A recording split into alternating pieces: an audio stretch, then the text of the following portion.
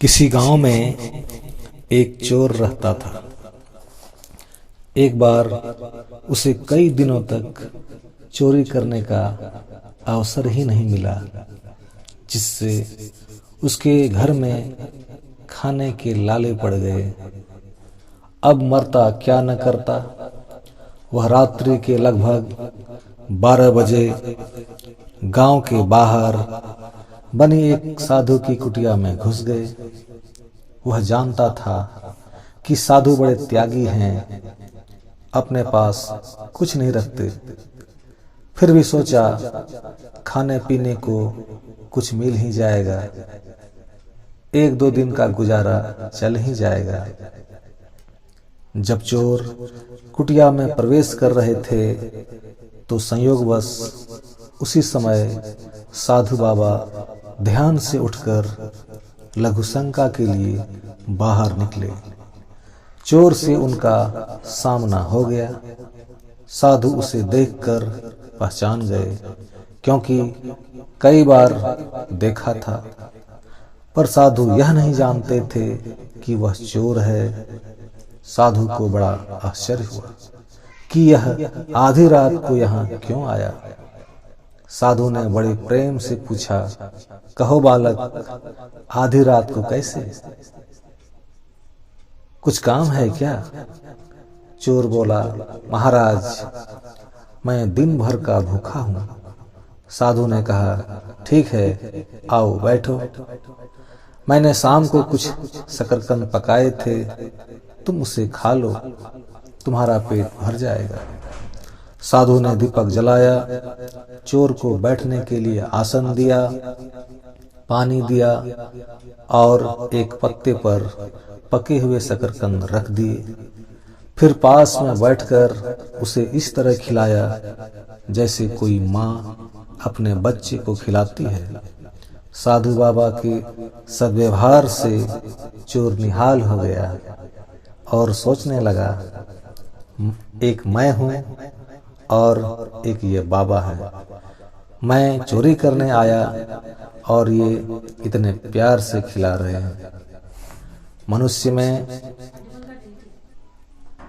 गंदी के साथ अच्छी वृत्तियां भी रहती हैं, जो समय पाकर जाग उठती हैं। संत का संग पाकर मनुष्य की सद्वृत्तियां लहलहा उठती हैं। चोर के मन के सारे कुसंस्कार हवा हो गए। एक घड़ी आधी घड़ी आधी से पुनियाद, तुलसी संगत साधु की कटे कोटि अपराध। साधु पुरुष के आधे घंटे के समागम से चोर के कितने ही मलिन संस्कार नष्ट हो गए।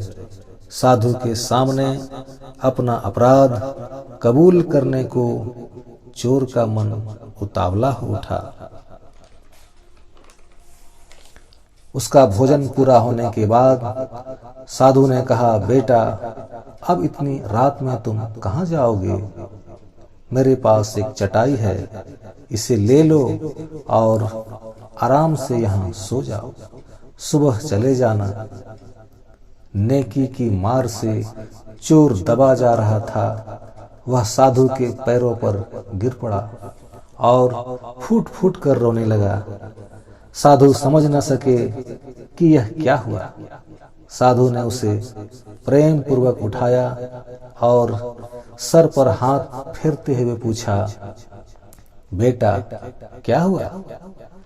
चोर ने बड़ी कठिनाई से अपने को संभाल कर कहा, महाराज, मैं बड़ा अपराधी हूँ।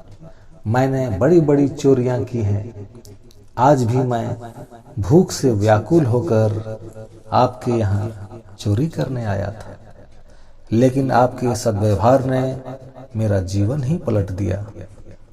आज मैं आपके सामने कसम खाता हूँ कि आगे कभी चोरी नहीं करूँगा।